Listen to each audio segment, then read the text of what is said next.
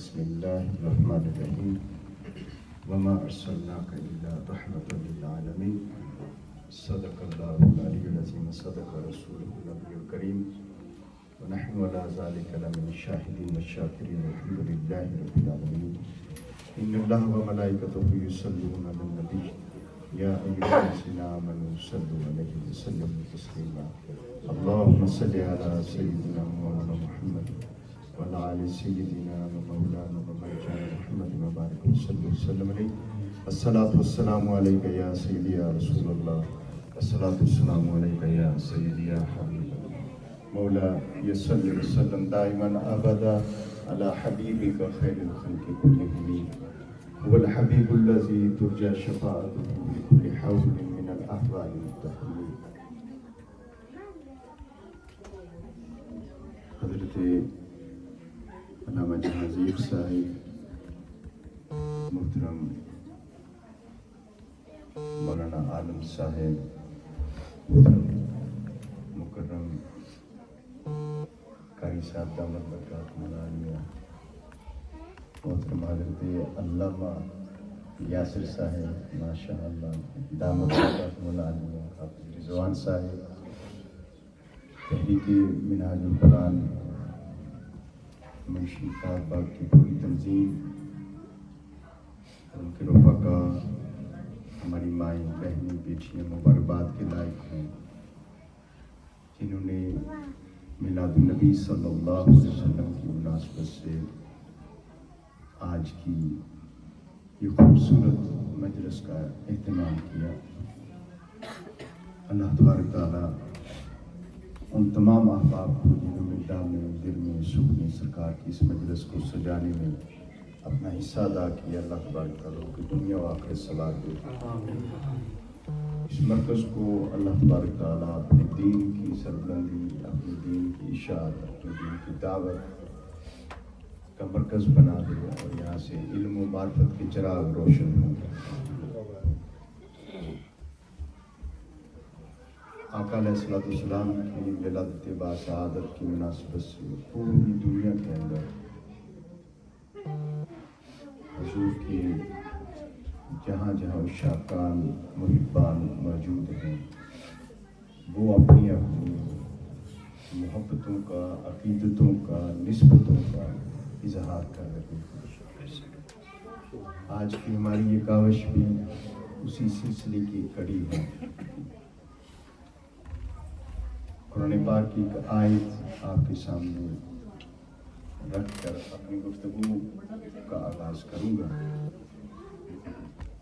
اللہ پاک نے حضور نبی اکرم صلی اللہ علیہ وسلم کی بعثت کا مقصد خاص بیان فرمایا ہے. وما اور نہیں کلمہ حسر وما ارسلنا، اور ہم نے آپ کو نہیں مبعوث فرمایا الا سوائے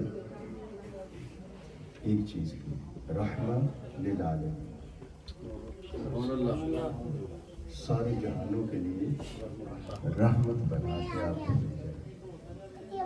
گویا یہ کلمات حسر جو ہوتے ہیں وہ کسی چیز کو اسپیسیفک کر دیتے ہیں، خاص کر دیتے ہیں. حضرت آپ کو نوٹ بنا لیجیے گا اور ہماری یوتھ کے لیے ذرا اس میں کچھ چیزیں جو ہیں جو آپ مناسب سمجھیں بتانا ضروری ہے، وہ آپ 2 منٹ کا خلاصہ بیان کر دیجیے گا.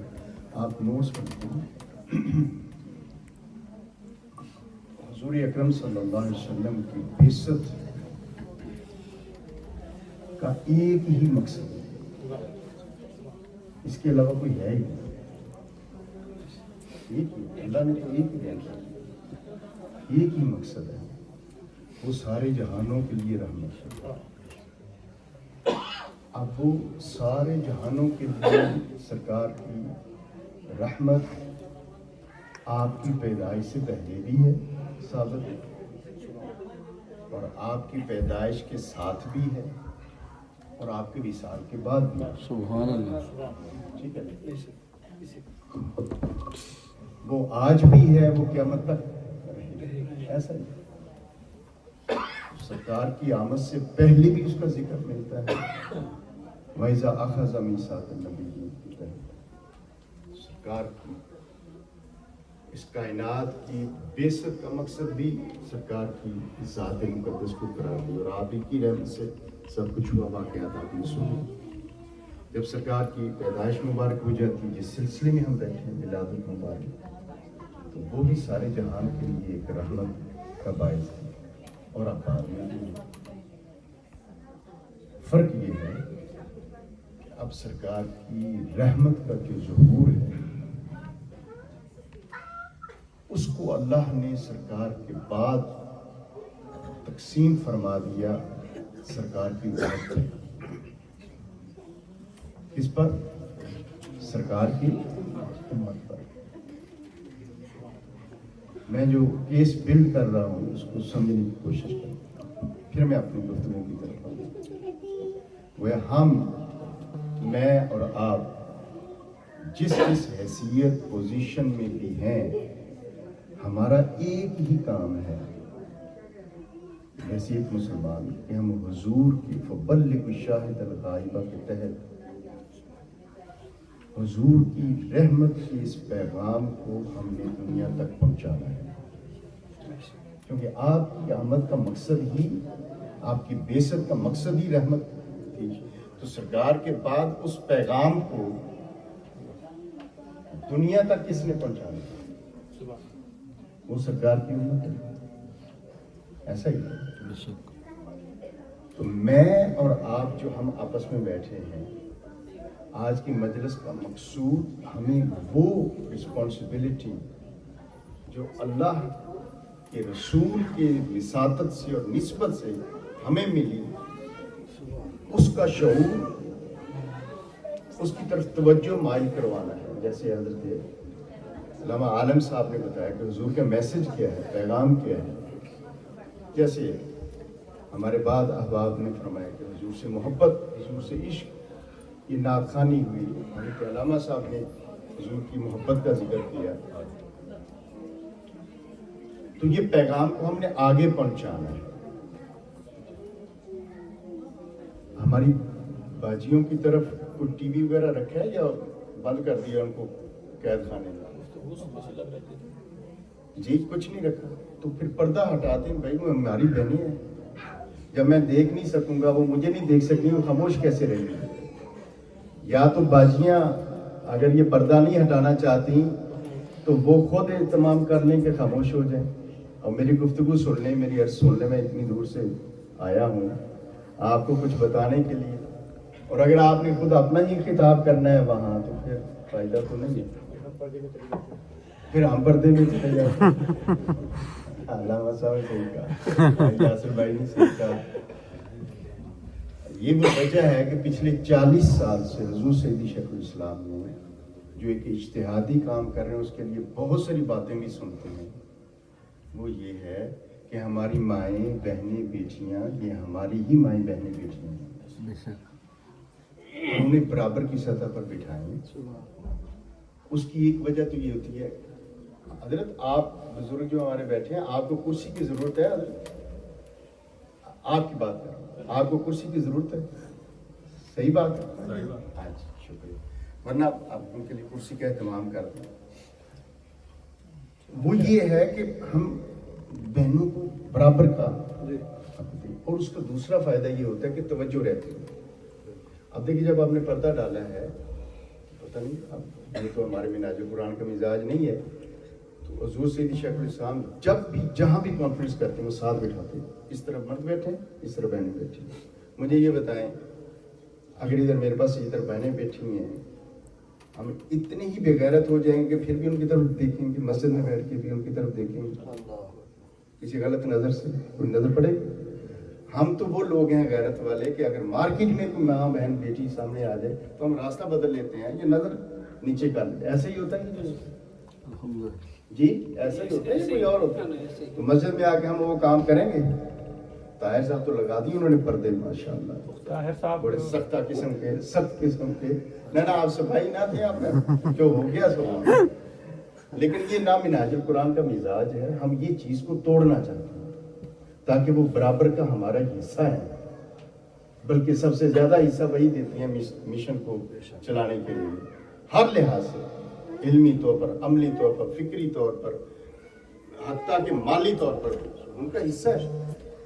اور آج کے زمانے میں تو ان کا زیادہ حصہ بن جاتا ہے بچوں کی تعلیم تربیت، پھر یورپ کے اندر پھر اس سے زیادہ بڑھ جاتا ہے. مجھے نہیں سمجھ آتی کہ ہم ان کو ایک عضو معطل بنا کے قید کر دیتے ہیں. وہ پھر اپنے کام کرتی رہتی ہیں، اپنے زیور دکھاتی ہیں، اپنے کپڑے دکھاتی ہیں، اپنی باتیں ادھر ادھر کی پھر چگلیاں کرتی ہیں، اور کتاب سن کے کھانا کھا کے چلی جائیں گی. یہی ہوگا کہ کچھ اور ہوگا، کچھ لے کے جائیں گے. اور اگر آپ پردہ نہ رکھیں، ایمانداری کی بات وہ زیور نہیں پہن کے آئیں گے. یہ میں آپ کو ٹپ دے دیتا ہوں. اگر چاہتے ہیں کہ وہ بالکل مسلمان بہنوں کی طرح ہو کے آئیں، اپنی باجیوں کی طرح سے بہنیں ہو، میری گفتگو سن لیں، آپ بعد میں کر لیں، سورج کا موقع دوں گا. مقصد یہ ہے کہ کیا نبی پاک صلی اللہ علیہ وسلم نے عبادت کے دوران بھی پردہ رکھا؟ نہیں رکھا. شریک کیا حکم ہے حضرت صاحب؟ عبادت کے دوران بھی سرکار نے پردہ نہیں رکھا درمیان میں. جب ہم نماز پڑھتے ہیں سرکار آگے ہوتے، صحابہ کرام پیچھے، پھر بچے، پھر خواتین. کون سا پردہ ہوتا تھا مجھے بتائیں. حضور کی سنت پر ہم نے چل رہا ہے نا، کہ کسی مولوی کی ایرے گیرے کی باتیں سننی ہیں. سرکار کی سنت کیا ہے؟ اس سے بڑی تو کوئی بات نہیں ہو سکتی. اسی مسجد میں ہوتے تھے نا، خواتین اسی مسجد میں ہوتی تھی. تو سرکار آگے نماز پڑھاتے، پیچھے خواتین جو تھیں وہ سرکار کے پیچھے پڑتی. تو کون سا پردہ لگاتے تھے سرکار؟ مجھے بتا، کوئی ثابت کر دے. کوئی پردہ نہیں جی، کوئی پردہ نہیں ہوتا. ہر فقہ کی کتاب میں یہ مجھے بتا دیں کسی فقہ کی کتاب میں لکھا ہو کہ سرکار جماعت کرواتے تھے اور آگے پردہ لگواتے تھے؟ نہیں. ہم نے خواہ مخواہ کی کیسے یہ حضور کی سنت کو زندہ کر رہے ہیں ہم، کہ جہاں سرکار جہاں ضرورت تھی، حضرت عمر فاروق رضی اللہ عنہ نے زمانے کے حالات بدلے، انہوں نے تھوڑے سی اس کی چینجنگ کر دی. اس کے زمانے کے حالات پھر چینج کر دی، پھر حالات بدلے، پھر چینجنگ کر دی. لیکن سنت ایک ہی رہی کہ ان کو پارٹ اینڈ پارشل بنانا اپنے معاشرے کا. ہم نے یہ کام کر کے ان کو عضو معطل بنا دیا. یہ نہیں ہونا چاہیے. میں نے انہوں نے مجھے اشتہار بھیجا تو میں نے ان کو کہا کہ اس اشتہار میں اپنے فیملیز کا نام ہی نہیں لیا، بہنوں کا نام ہی نہیں لیا. پھر انہوں نے اشتہار کو بدلا. ایسا ہی ہے، میرے کہنے پہ بدلا نا آپ نے، کہ ہماری مائیں بہنیں بیٹیاں آئیں، انہوں نے بچوں کی تربیت کرنی. وہ کچھ سیکھیں گی، کچھ سیکھ کے جائیں گی، کوئی 2 حرف سیکھیں گی.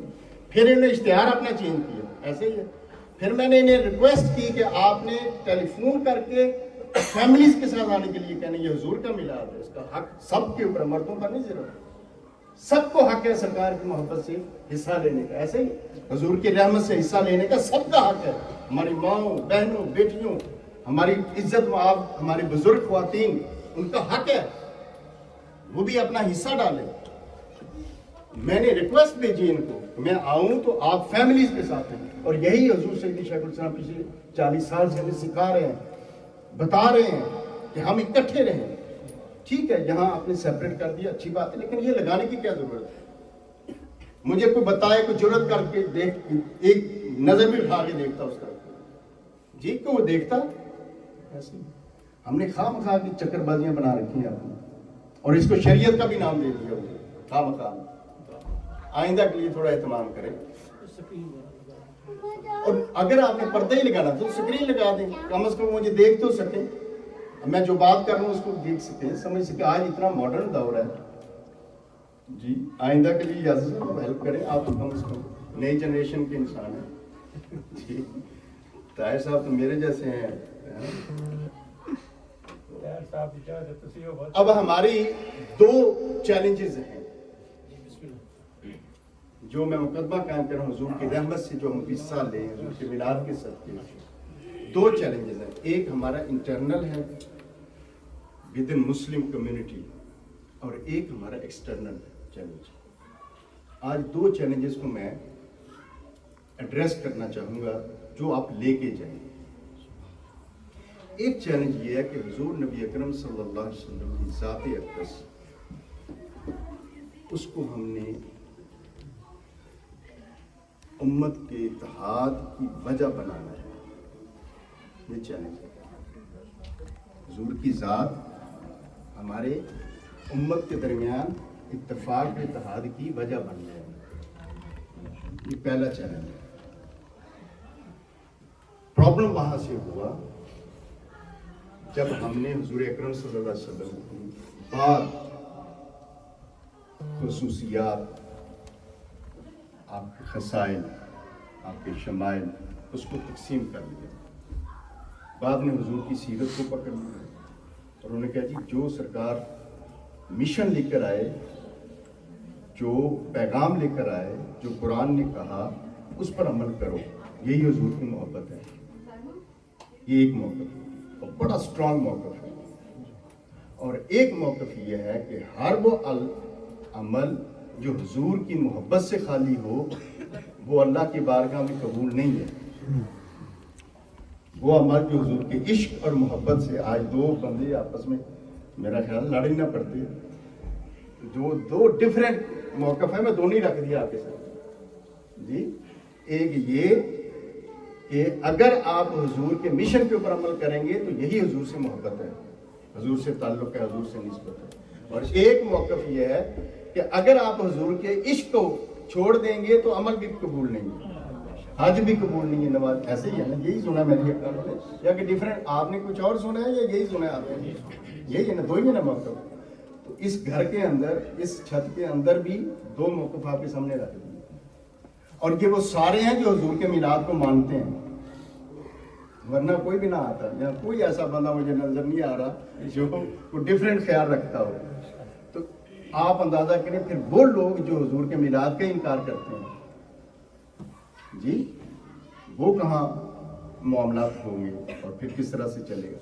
تو ہمارا پہلا چیلنج تو یہ ہے کہ جو امت کے اندر حضور کی مختلف نسبتوں کو تقسیم ہم نے کر لی ہے، چاہے وہ اہل حدیث ہوں، چاہے اہل دیوبند ہوں، چاہے حضور کی سیرت کا نام لینے والے یا حضور کے میلاد کا نام لینے، ان کو ہم نے اکٹھا کرنا ہے. اور میں خدا کی عزت اٹھا کے کہتا ہوں، اس گھر میں قرآن میرے سامنے پڑا ہے.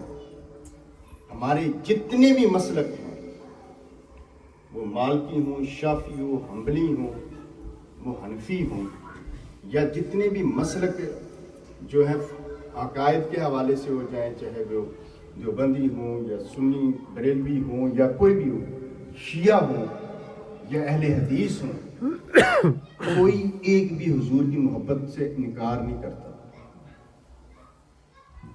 میں بڑی بات کر رہا ہوں، مسلمانوں کے جتنے گروہ ہیں کوئی حضور کی محبت سے انکار نہیں کرتا. اور کوئی گروہ حضور کے لائے ہوئے مشن کا بھی انکار نہیں کرتا. کیا کرتا ہے؟ حضور کوئی نماز کا انکار کرتا ہے یا حضور سے محبت تو کرتے ہیں مگر اب نماز کو نہیں مانتا. تو کہہ سکتا ہے یہ بات؟ اسی وقت کافر ہو جائے گا. اور کوئی حضور کی محبت کا انکار کرتا ہے. میں نے بڑے بڑے عشاق اہل حدیثوں میں دیکھے، دیوبندیوں میں بڑے بڑے عشاق لوگوں کو دیکھا. آپ کے سامنے مولانا جمیل کا کیا نام ہے، طارق جمیل سے گفتگو کرتے ہوئے رو رہے ہوتے ہیں. وہ کہتے میں حضور کا مراسی ہوں. قدر کرنی چاہیے ایسے علماء. حضور سیدی شیخ الاسلام کو دیکھ لیں. ہمارے جو بریلوی علماء کرام ہیں ان کی تو بات ہی نہیں، باقی علماء کرام کو بھی آپ دیکھیں. مولانا ضیاء اللہ مدنی صاحب جو ہیں اہل حدیث ہیں، وہ جس طرح حضور کا عشق بیان کر رہے ہوتے ہیں منہاج القرآن کے پلیٹ فارم پہ آ کے کرتے ہیں. اہل تشیع کو دیکھتے ہیں. تو کوئی فرقہ، کوئی مسلک ایسا نہیں جو حضور کی محبت کا انکار کرے. صرف یہ ہے اختلاف کیا ہے کہ ترجیح کس کو دینی ہے. کوئی کہتے ہیں یہ نمازوں کو ترجیح دیں، سیرت کو ترجیح دیں، کوئی کہتے ہیں میلاد کو ترجیح دیں. اتنی بات ہے نا، اس پر ہم نے سر پٹور بنائی اور فرقہ پرستی اور نفرتوں کو پیدا کر لیا. یہاں کوشش یہ کرنی ہے کہ حضور کی ذات کو محبت کا ذریعہ بنا کر ایک دوسرے کو جوڑنے کا باعث بنانا. یہ ایک پیغام ہے اور یہ کام پچھلے 40 سال سے منہاج القرآن کر رہا ہے عملی طور پر. ایک سٹیج میلاد النبی کے نام کے اوپر ہر سال سجتا ہے جس میں سارے مسالک کے لوگ ایسا ہی ہے. یہ کیا پیغام ہے، یہ کیا میسج ہوتا ہے؟ حضور سیدی شیخ الاسلام کیا دینا چاہتے ہیں ہمیں کہ بابا سارے مسئلے چھوڑ دو، حضور کی ذات پر آ کے اکٹھے ہو جاتے ہیں. آ جاؤ، بھول جاؤ. کوئی سیرت بیان کرے، کوئی میلاد بیان کرے، کوئی اخلاق بیان کرے، کوئی شریعت بیان کرے حضور کی لائی ہوئی، سبھی تو سرکار کی چاہنے ہیں، تو کیا فرق پڑتا ہے اس سے؟ اب جتنے بھی آتے ہیں کیا حضور کی وہ محبت